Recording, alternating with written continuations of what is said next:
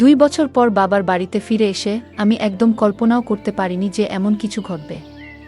মায়ের অনুপস্থিতিতে আমরা 2 বোনই ছিলাম বাড়িতে। বাবা প্রতিদিন রাতে মদ্যপ অবস্থায় ফিরে আসতেন এবং ছোট বোনকে তার ঘরে নিয়ে যেতেন। এতদিন পর যখন আমি বাড়ি এলাম তখন বাবার আচরণে কিছুটা পরিবর্তন দেখলাম। তিনি মদ খেয়ে আমাকে তার ঘরে নিয়ে যাওয়ার চেষ্টা করছিলেন, আর আমি কিছুই বুঝতে পারছিলাম না আসলে কি হচ্ছে। তিনি কোনো কথা না বলেই আমাকে তার ঘরে নিয়ে। বন্ধুরা, আজকের গল্পটা অনেক বেশি স্পেশাল, তাই সবাই রেডি থাকো। দয়া করে গল্পগুলো ভালো লাগলে ভিডিওটি লাইক, শেয়ার এবং চ্যানেলটি সাবস্ক্রাইব করো প্লিজ। আমি প্রিয়া, 2 বছরের দাম্পত্য জীবনের পর বাবার বাড়িতে এসেছি। আসার পেছনে বিশেষ কোনো কারণ ছিল না। দীর্ঘদিন পর স্বামীও বলল যে বাবার বাড়ির খবর নেওয়া উচিত। তবে এতদিন না আসার মূল কারণ ছিল বাবার মদ্যপানের অভ্যাস। কিছুদিন আগে বাবার ফোন পেয়ে এই সিদ্ধান্ত নিলাম। বাবা বললেন তিনি মদ ছেড়ে দিয়েছেন। তার মলিন মুখ দেখে এবং ছোট বোন তানিয়ার সাথে দেখা করার ইচ্ছা হলো। তানিয়া আগে হোস্টেলে ছিল, এখন একাদশ শ্রেণীতে পড়ে এবং মাত্র 2-3 মাস হলো বাড়ি ফিরেছে। বাড়িতে এসে বাবা আমাকে জড়িয়ে ধরলেন, যেন একটু বেশি স্নেহ দেখাচ্ছিলেন। তানিয়া দেখা করতে এলো, তবে তার মুখে কিছুটা অস্বস্তি ছিল। তানিয়া বাবাকে পানি দিতেও ভয় পাচ্ছিল, যা দেখে আমি বিস্মিত হলাম। জানি না সে কবে থেকে এতটা ভয় পেতে শুরু করেছে। বিশেষ করে বাবা তো এখন মদও ছেড়ে দিয়েছেন। সেদিন দাদু, বাবার বন্ধুর বাবা, আমাদের বাড়িতে এসেছিলেন। তাদের পরিবার আমাদের খুব ঘনিষ্ঠ। বাবার বন্ধু মারা যাওয়ার পর দাদু নিয়মিত আসতেন। বাবাকে মদ ছাড়তেও তিনি উৎসাহ দিয়েছিলেন। সেদিন বাবা দাদুর সাথে বাইরে গিয়েছিলেন। যখন বাবা ফিরে এলেন তখন তার মদ্যপ অবস্থায় দেখে আমি বিস্মিত হলাম। দাদু বললেন, মেয়ে, তোমার বাবার খেয়াল রেখো। তাকে কতবার বলেছি মদ ছেড়ে দিতে, কিন্তু আজ সে মদ্যপানের কারণ হিসেবে বলল যে তার মেয়ে 2 বছর পর বাড়ি এসেছে। আসলেই তোমার বাবা খুব জটিল মানুষ। আমি যখন বাবাকে তার ঘরে পৌঁছে দিতে যাচ্ছিলাম তখন তিনি আমাকে এমনভাবে ধরে রাখলেন যেন আমি তার স্ত্রী। পরের দিন সকালে শ্বশুরবাড়ি ফেরার জন্য প্রস্তুত হলে বাবা আমাকে থামিয়ে বললেন, কোথায় যাচ্ছ? এসেছ তো মাত্র 1 দিন হয়েছে। আমি জবাব দিলাম, আপনি যদি মদ না ছাড়েন তাহলে আমি আর এখানে থাকব না। তানিয়াকেও নিয়ে যাচ্ছি। আমার কথায় বাবা বিচলিত হয়ে পড়লেন। তানিয়া বাবার সৎ মেয়ে হলেও তিনি তাকে নিজের মেয়ের মতোই দেখেছেন। মায়ের মৃত্যুর পর বাবার দ্বিতীয় বিয়েতে তানিয়া আমাদের জীবনে আসে। আমি তানিয়াকে সবসময় নিজের ছোট বোনের মতোই ভালোবেসেছি। বাবার প্রতিশ্রুতি অনুযায়ী আমি আরও কিছুদিন থাকার সিদ্ধান্ত নিলাম। 1-2 দিন পর আমি তানিয়াকে নিয়ে বাজারে গেলাম। তার জন্য অনেক সুন্দর পোশাক এবং মেকআপের সামগ্রী কিনলাম। বাড়ি ফিরে আমি তানিয়াকে বললাম নতুন পোশাকগুলো পরে দেখতে। একটি পোশাক তাকে বিশেষ সুন্দর লাগছিল। আমি তাকে সাজতে বললাম, আর নতুন পোশাকে সে অপূর্ব লাগছিল। তার এই রূপের কিছু ছবি মোবাইলে তুলছিলাম। ঠিক তখনই বাবা বাড়ি ফিরে এলেন। বাবা তানিয়াকে দেখে মুগ্ধ হয়ে গেলেন। তিনি কাছে এসে তার কাঁধে হাত রেখে বললেন, আমার তানিয়া এখন অনেক বড় হয়ে গেছে, কত সুন্দর দেখাচ্ছে। তবে বাবার কথায় তানিয়া কোনো প্রতিক্রিয়া দিল না।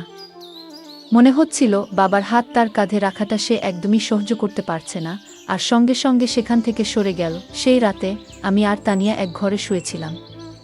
হঠাৎ ঘুমের মধ্যে দেখি তানিয়া কাঁদছে। প্রথমে ভাবলাম হয়তো কোনো দুঃস্বপ্ন দেখেছে, তাই ঘটনাটা এড়িয়ে গেলাম। কিন্তু কিছুদিন পর আবার দেখলাম একই ঘটনা, তানিয়া রাতে কাঁদছে। প্রতিদিন কি আর কেউ এত দুঃস্বপ্ন দেখে? তখন থেকেই আমার মনে সন্দেহ জাগতে লাগলো। সেই রাতেই তাকে জাগিয়ে জিজ্ঞেস করলাম, তানিয়া, কি হয়েছে? তুমি কেন কাঁদছো? সে বলল, কিছু না, হয়তো কোনো খারাপ স্বপ্ন দেখেছি। তার কথা শুনে আমারও ঘুম চলে গেল। কিছুক্ষণ আমি নৈশ বাতির আলোতে বসেছিলাম। হঠাৎ আমার দৃষ্টি পড়ল তানিয়ার দিকে। সে ঘুমের মধ্যে পাশ ফিরে শুয়েছিল। আমি খেয়াল করলাম তার শরীরের কিছু অস্বাভাবিক পরিবর্তন। আমার মনে হলো বিয়ের 2 বছর পেরিয়ে গেলেও আমার শারীরিক অবস্থায় তেমন কোনো পরিবর্তন আসেনি। কিন্তু তানিয়ার ক্ষেত্রে ব্যাপারটা সম্পূর্ণ আলাদা ছিল। তার শারীরিক পরিবর্তনগুলো স্পষ্ট ছিল। বাড়িতে ফিরে আমি লক্ষ্য করলাম তানিয়া সবসময় ঢিলেঢালা পোশাক পরছে এবং নিজেকে আড়াল করে চলেছে। তখন বুঝতে পারলাম এর পেছনে নিশ্চয়ই কোনো কারণ আছে। মাত্র 17 বছরের একটি মেয়ের শরীরে এত পরিবর্তন কিভাবে হলো তা ভেবে আমি অবাক হলাম। কৌতূহলী হয়ে আমি তার কলেজের কয়েকজন বন্ধুর সাথে কথা বলি এবং জানতে চেষ্টা করলাম তানিয়ার কি কোনো বিশেষ বন্ধু আছে। সবাই এক কথায় জানালো যে মোটেও সে ধরনের মেয়ে নয়। সে কখনোই দায়িত্বহীন ছিল না। তবে সমস্যা কোথায় তা আমাকে বুঝতে হবে। সেই রাতে যখন আমি ঘুমাচ্ছিলাম, হঠাৎ দেখি বাবা ঘরে এসে তানিয়াকে নিয়ে বাইরে চলে গেলেন। আমি সবকিছু চোখের আড়াল থেকে দেখছিলাম, কিন্তু কিছু বলতে পারলাম না। অনেকটা সময় পার হয়ে গেল, তানিয়া তখনও ঘরে ফিরছিল না। অবশেষে যখন সে ফিরে এলো, আমি খেয়াল করলাম তার হাঁটা স্বাভাবিক নয়। সে বেশ অস্বস্তি নিয়ে চলাফেরা করছে। পরের দিন দুপুরে যখন তানিয়া বাইরে থেকে বাড়ি ফিরল, তখন আমি সরাসরি তাকে জিজ্ঞাসা করলাম, রাতে তুমি বাবার সাথে কোথায় গিয়েছিলে? সে বলল, বাবা ক্ষুধার্ত ছিলেন, তাই তাকে খাওয়াতে গিয়েছিলাম। তানিয়ার এই ব্যাখ্যা আমার ঠিক মনে হলো না। তখন আমি সরাসরি তাকে জিজ্ঞেস করলাম, তানিয়া, তুমি বাবাকে কেমন মনে করো? তিনি কি তোমাকে কোনোভাবে বিরক্ত করেন বা তোমার বয়সের তুলনায় বাসার ভারী কোনো কাজ করতে বলেন? তানিয়া দ্রুত বলল, না না, বাবা তো আমার খুব যত্ন নেন। তারপর সে নিজের ঘরে চলে গেল। আমার বাবা এখনও বেশ তরুণ দেখতে ছিলেন। তার বয়স এখনও 50ও পেরোয়নি। আমি দেখেছি তিনি সকালে নিয়মিত ব্যায়াম করেন এবং তানিয়াকেও সঙ্গে ডেকে নেন, কিন্তু তাদের মধ্যে কি চলছে তা আমি বুঝতে পারছিলাম না। একদিন হঠাৎ আমার ননদ ফোন করলেন। তিনি তানিয়ার জন্য একটি সম্পর্কের প্রস্তাব নিয়ে কথা বললেন। আমি তাকে জানালাম যে তানিয়া মাত্র 17 বছরের মেয়ে। তখন তিনি বললেন, প্রস্তাবটি খুব ভালো, ছেলে প্রতিষ্ঠিত। নন্দের কথায় আমি ছেলের পরিবারের সাথে যোগাযোগ করলাম এবং তাদের বাড়িতে আমন্ত্রণ জানালাম। যখন তারা তানিয়াকে দেখলেন, ছেলের মা বললেন, আপনার বোনের বয়স কি সত্যিই 17? দেখুন, এই মেয়ের শরীর এবং বয়সে বড় পার্থক্য রয়েছে। এমনকি ছেলের মা স্পষ্ট জানিয়ে দিলেন, কিন্তু ছেলের মা স্পষ্টভাবে বিয়ের প্রস্তাবটি ফিরিয়ে দিলেন, কারণ তাদের মনে হয়েছে তানিয়ার শারীরিক গঠন তার বয়সের তুলনায় অনেকটাই বেশি। আসলে আমাদের তেমন তাড়া ছিল না তার বিয়ের বিষয়ে। তবে নন্দের অনুরোধে আমি তাদের বাড়িতে ডেকেছিলাম। আমি এই দেখার ব্যবস্থা এমন এক সময় করেছিলাম যখন বাবা বাড়িতে ছিলেন না এবং আমি তাকে কিছু জানাইনি। কিন্তু যখন বাবা জানতে পারলেন, তিনি ভীষণ রেগে গেলেন এবং বললেন, তুমি কি পাগল হয়েছ? তানিয়া মাত্র 17 বছরের মেয়ে, আর তুমি তার জন্য এখনই প্রস্তাব আনছ? যদি এখানে থাকতে না পারো, তবে নিজের শ্বশুর বাড়িতে চলে যাও। বাবার এই প্রতিক্রিয়ায় আমি হতবাক হয়ে গেলাম, কারণ এটা তো কেবল সাধারণ একটি দেখাশোনা ছিল। বিয়ে ঠিক করিনি। বাবার তানিয়ার প্রতি অতিরিক্ত মনোযোগ আমাকে চিন্তিত করছিল। যদিও আমি সরাসরি কিছু সন্দেহ করিনি, তবে তাদের আচরণ আমাকে ক্রমশ সন্দেহজনক লাগতে শুরু করছিল। তানিয়াকে প্রায়ই বাবার পিছনে ঘুরতে দেখতাম। বাবা আমার সাথে এত রাগ করলেও আমি শ্বশুর বাড়ি যেতে চাচ্ছিলাম না। দাদাজি, যিনি আমাদের বাড়ি থেকে 2টি বাড়ি পড়ে থাকতেন, আমাদের মধ্যে এই সমস্যা লক্ষ্য করেছিলেন। তিনি বাবাকে বোঝানোর চেষ্টা করলেন, মেয়ের সাথে এমনভাবে কথা বলা উচিত নয়। কিন্তু বাবা কারো কথা শোনার মতো অবস্থায় ছিলেন না এবং রেগে নিজের ঘরে চলে গেলেন। তার পেছনেই তানিয়া এক গ্লাস পানি নিয়ে ঘরে ঢুকে গেল, যেন বাবার প্রতি তার অতিরিক্ত খেয়াল ছিল। দাদাজি আমাকে বললেন, প্রিয়া, যদি তোর বাবার এই আচরণ পছন্দ না হয়, তুই নিশ্চিন্তে শ্বশুর বাড়ি চলে যা। আমি এখানে দুজনেরই খেয়াল রাখব, কোনো চিন্তা করিস না। দাদাজি খুব দায়িত্বশীল মানুষ ছিলেন এবং সবসময় আমাদের বাড়ির খেয়াল রাখতেন। 2 দিন পর আমি শ্বশুর বাড়ি চলে গেলাম। সেখানে পৌঁছে দেখি আমার ননদ আগে থেকেই এসেছে। সে বলল, প্রিয়া, আমি তোকে শুধু একটা পরামর্শই দিয়েছিলাম। ওই পরিবার থেকে আমার কাছে ফোন এসেছিল। তারা বলেছে তোমার বোন সম্পর্কে আমাকে কিছু ভিন্ন কথা বলা হয়েছে। তিনি বললেন, মেয়েটি বিয়ের আগেই শরীরের অদ্ভুত পরিবর্তন করেছে। আমার শ্বশুর বাড়িতেও তানিয়ার শারীরিক পরিবর্তন নিয়ে কথা হচ্ছিল। এরপর ননদ আমাকে বললেন, প্রিয়া, রাগ করো না, তবে এখনও তোমার হাতে সময় আছে। তুমি এখনই ভালো কোনো পরিবারের সাথে তানিয়ার বিয়ের ব্যবস্থা করো, কারণ তার বয়স বাড়লে শরীরের পরিবর্তন আরও বেশি হবে। তখন তার জন্য উপযুক্ত পাত্র খুঁজে পাওয়া কঠিন হয়ে যাবে। নন্দের কথা সত্যিই ছিল। আমি তার কাছ থেকে আরও 4-5টি প্রস্তাবের যোগাযোগ নম্বর নিলাম এবং সরাসরি আমার বাবার বাড়িতে চলে গেলাম। সেখানে গিয়ে বাবাকে স্পষ্ট বললাম, আমি তানিয়ার জন্য সম্পর্ক দেখতে শুরু করেছি। বাবা এতে রেগে গেলেন, কিন্তু আমি তার রাগের পরোয়া করলাম না, কারণ আমি আমার বোনের ভবিষ্যৎ নিয়ে চিন্তিত ছিলাম। বাবা তর্ক করে বললেন, তানিয়ার বিয়ে হয়ে গেলেও আমি কিভাবে এই বাড়িতে একা থাকব? তোমার মা চলে যাওয়ার পর তানিয়া আমার জন্য মায়ের মতো হয়ে উঠেছে। বাবার কথা শুনে আমি কিছুটা বিরক্ত হয়ে বললাম, আপনার স্ত্রীর মতো বলতে চান? মানে সে খুব যত্নশীল। তিনি সঙ্গে সঙ্গে কথা ঠিক করে বললেন, মানে সে আমার খুব খেয়াল রাখে। তার বিয়ের পর আমার দেখাশোনা কে করবে? আমি বাবাকে বললাম, আপনার পেনশন তো আসে, আপনি একজন সেবিকা রাখতে পারেন যিনি 2-4 ঘন্টা আপনার যত্ন নেবেন। আসলে বাবাকে বোঝানোর প্রয়োজন ছিল না, কারণ তানিয়া সবসময় আমার কথা শুনত। আমার দেখা 4-5টি সম্পর্কের মধ্যে একটি পরিবার তানিয়াকে পছন্দ করেছিল। সেই পরিবার আমাদের শহরেই ছিল এবং ছেলেটি একটি বড় কোম্পানিতে চাকরি করত। তানিয়ার 18 বছর হতে এখনও 8 মাস বাকি ছিল, তবে আমি কাউকে কিছু না জানিয়ে সেই সম্পর্কটি ঠিক করে দিলাম এবং দ্রুত তার বিয়ে দিয়ে দিলাম। তানিয়ার বিয়ে হয়ে যাওয়ায় আমি আবার নিজের মনে শান্তি পেলাম। হ্যাঁ, কিন্তু আমি যেমনটা ভেবেছিলাম তেমন কিছুই হয়নি। বিয়ের প্রথম রাতের পরেই দ্বিতীয় দিনেই তানিয়া বাড়ি ফিরে এসেছিল। তার স্বামী রাগ করে তাকে বাড়িতে রেখে চলে গিয়েছিল, আর তানিয়াও কাঁদছিল। আমি তাকে জিজ্ঞাসা করলাম, তানিয়া, মাত্র একদিনেই এমন কি ঘটল শ্বশুরবাড়িতে যে তোমার স্বামী এত রেগে গিয়ে তোমাকে এখানে রেখে দিল? তখন সে বলল, আমি ওর সাথে থাকতে পারবো না। তানিয়া সঠিকভাবে কিছু বলতে চাইছিল না, তাই আমি তার স্বামীকে ফোন করলাম এবং জিজ্ঞেস করলাম কেন সে তানিয়াকে তার বাপের বাড়িতে রেখে দিল।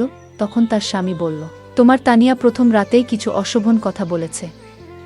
যখন আমি তার কাছে গিয়েছিলাম সে বলল, আমি তোমার সাথে মানিয়ে নিতে পারবো না, আমি শুধুমাত্র আমার বাবার সাথে অভ্যস্ত। মাত্র 7 বছরের একটি মেয়ে এমন কিছু বলবে, তা শুনে আমার কাছে অদ্ভুত লেগেছে। এছাড়াও আমরা জেনেছি যে তানিয়া গত কয়েক মাস ধরে তার বাবার সাথে একা বাস করছে। কিন্তু ব্যাপারটা এখানেই শেষ নয়। সে তার আসল বাবা নন। তুমি যেটা ভালো মনে করো সেটা করো, কিন্তু আমি তাকে আমার বাড়িতে ফিরিয়ে নিতে পারবো না। তানিয়া কেন এমন পাগলামি করল কিছুই বুঝতে পারছিলাম না। নিজের মেয়েকে বিয়ের দ্বিতীয় দিনেই বাড়িতে ফিরে আসতে দেখে আশ্চর্যজনকভাবে তার বাবা একটুও চিন্তিত ছিলেন না, বরং তিনি অনেক খুশি ছিলেন। গত কয়েকদিন ধরে তিনি রাতে তানিয়াকে তার ঘরে ডাকতেন এবং বসাতেন। কিছুদিন পর আমার সামনেই তিনি তানিয়ার জন্য কিছু পোশাক কিনেছিলেন, যা তার দেহের মাপে যথেষ্ট ছোট ছিল। তখন তানিয়া সেই পোশাকগুলো পরেনি, কিন্তু রবিবার আমি যখন আমার বান্ধবীর বাড়ি গিয়েছিলাম সেখান থেকে ফিরে এসে আমি দেখলাম যে তানিয়া সেই ছোট পোশাক পরে বাড়ির মধ্যে ঘুরে বেড়াচ্ছে।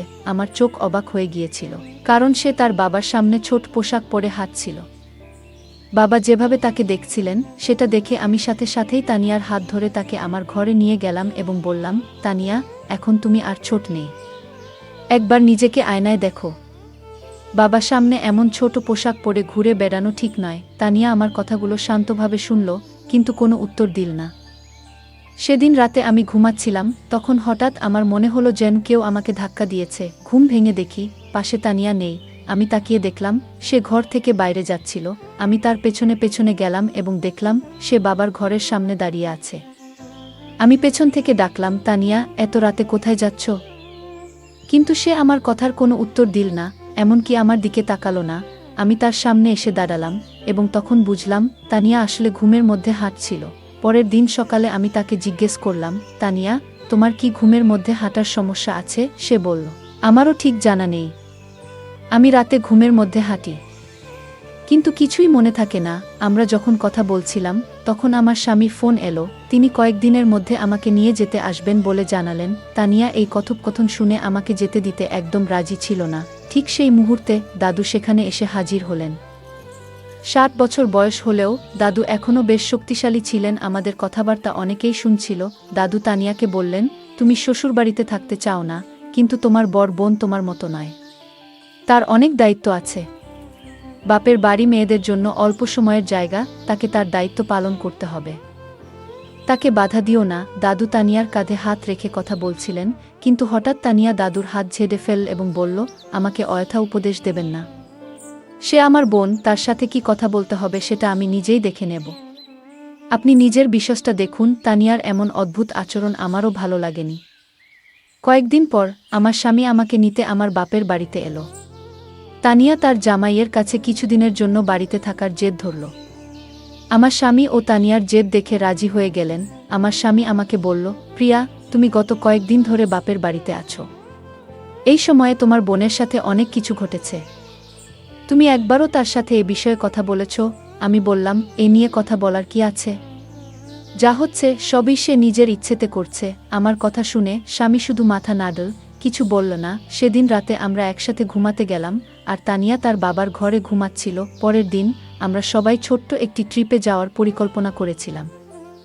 সকালে উঠে দেখলাম তানিয়া বাবার ঘর থেকে বের হয়নি। আমি বাবাকে জিজ্ঞেস করলাম, তানিয়া কোথায়? বাবা বলল, বাড়ির মধ্যে কোথাও আছে। তাকে খুঁজতে খুঁজতে আমি ছাদে গেলাম। সেখানে দেখলাম তানিয়া এক কোণে বসে কাঁদছে এবং বারবার তার পেট চেপে ধরছে। আমি বললাম, তানিয়া, তোমার কি পেট ব্যথা করছে? তুমি এখানে একা বসে আছো কেন? সে কোনো উত্তর দিতে চাচ্ছিল না। আমি আবার বললাম, তানিয়া, তুমি তো তোমার জামাইকে এখানে থাকার জন্য জেদ করেছিলে। তোমার জামাই পুরো ট্রিপের আয়োজন করেছে, আমরা বাইরে ঘুরতে যাচ্ছি, আর তুমি এখানে কাঁদছো। ঠিক করে বলো, কি হয়েছে তোমার? আমি যখন কথা বলছিলাম, হঠাৎ তানিয়া আমাকে জড়িয়ে ধরে আরও জোরে কাঁদতে শুরু করল। সে বলল, দিদি, আমি কোথাও যেতে চাই না। তুমি বাবাকে নিয়ে যাও। আজ আমি আমার স্বামীকে ভীষণ মিস করছি। তানিয়া হঠাৎ করে তার স্বামীকে কেন এত মনে পড়ছে সেটা আমি বুঝতে পারছিলাম না। আমি তানিয়ার কথা কিছুতেই বুঝতে পারছিলাম না। তাই তাকে ঘরে নিয়ে এলাম। ঘরে এসে সে নিজের ঘরে ঢুকে চুপচাপ হয়ে গেল। তখন আমি বাবাকে বললাম, তানিয়ার শরীর হয়তো ভালো নেই, কাল তাকে নিয়ে বাইরে ঘুরতে যাব। বাবা সেদিন ছুটিতে ছিলেন, কিন্তু হঠাৎ মনে পড়ল জরুরি কিছু কাজ বাকি আছে। তিনি বললেন, তোমরা ঘুরতে যাও, আমি কাজে যাচ্ছি। বাবার আচরণ আমার কাছে অদ্ভুত লাগল। তিনি বাড়িতে থাকার কথা বলেছিলেন, অথচ এখন কাজের অজুহাত দিচ্ছেন। তানিয়া বলল, আমি যতই অসুস্থ থাকি, তোমাদের সাথে বাইরে যাব। আমি জানতাম তার শরীর ভালো নেই, তাই বললাম, আজ তুমি বিশ্রাম করো, কাল আমরা বাইরে যাব।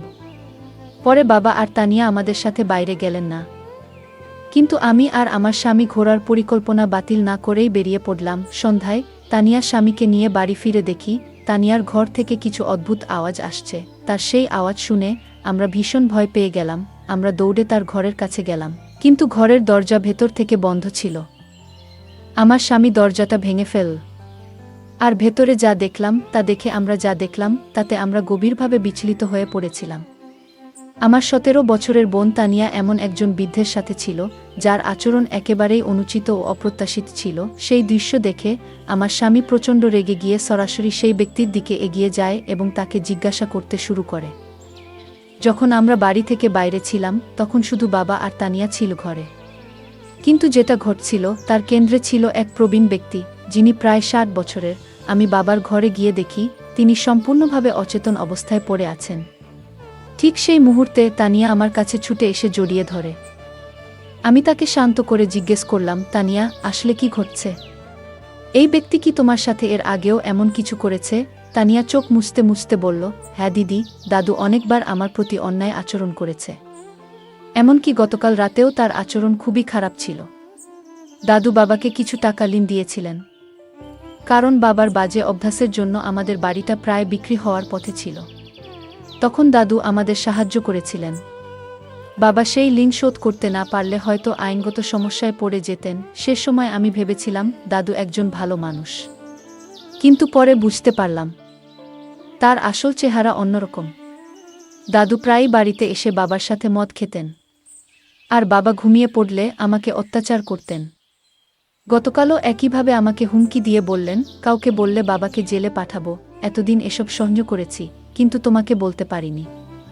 তুমি আমাকে সবসময় ভুল বুঝেছ, কখনো পাশে দাঁড়াওনি। বাবাকেও কিছু বলতে পারিনি, কারণ তিনি বারবার মদের মধ্যে ডুবে যেতেন। বাবাও সবসময় আমার সাথে রাগ করতেন, আর আমি কিছুই করতে পারতাম না। বিয়ের পরও সেই বৃদ্ধ লোকটার কথা মনে পড়ত, যা আমাকে কষ্ট দিত। এজন্য রাতে ঘুমের মধ্যে অজান্তেই কিছু বলতাম, কখনো বাবার নামও বেরিয়ে আসত।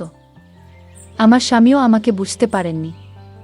বিয়ের দুদিন পরেই আমাকে বাপের বাড়ি রেখে চলে যান। তানিয়ার কথা শুনে আমার চোখে জল এলো। তার স্বামী ও দুলাভাইও কাঁদছিলেন। আমি তাকে না বুঝেই সবসময় রাগ দেখিয়েছি, বড় বোন হিসেবে আমার দায়িত্ব পালন করিনি। আমি তানিয়ার কাছে ক্ষমা চাইলাম। বাবা যখন সব জানলেন, তখন নিজেকে দোষী ভাবতে লাগলেন। মদের নেশায় তিনি আমাদের পরিবারকে বিপদে ফেলেছিলেন। আমি তানিয়াকে কিছুদিন নিজের কাছে রাখলাম। তার মানসিক অবস্থার উন্নতি হলো। 1-8 বছর বয়সে তার স্বামী আবার তাকে বাড়ি নিয়ে গেল। অতীত মেনে নিলেও তানিয়ার সহ্য করা কষ্টের পূরণ আমাদের কারো পক্ষে সম্ভব ছিল না। আমরা সেই বৃদ্ধ লোকটাকে পুলিশের হাতে তুলে দিলাম এবং সে শাস্তি পেল, যা তার প্রাপ্ত ছিল। বন্ধুরা, বাচ্চাদের যত্ন ও ভালোবাসা গুরুত্বপূর্ণ। পরিবারের সবাই মিলে নিয়মিত কথা বলা ও নজর রাখা উচিত, যাতে তারা সুখী থাকে এবং কোনো চাপের মধ্যে না থাকে। গল্পটা কেমন লাগলো জানাতে ভুলবে না। আরও মজার মজার রোমান্টিক গল্প শুনতে চাইলে ভিডিওটি লাইক, শেয়ার এবং চ্যানেলটি সাবস্ক্রাইব করতে এবং বেল আইকনটি ক্লিক করতে ভুলবে না। ধন্যবাদ।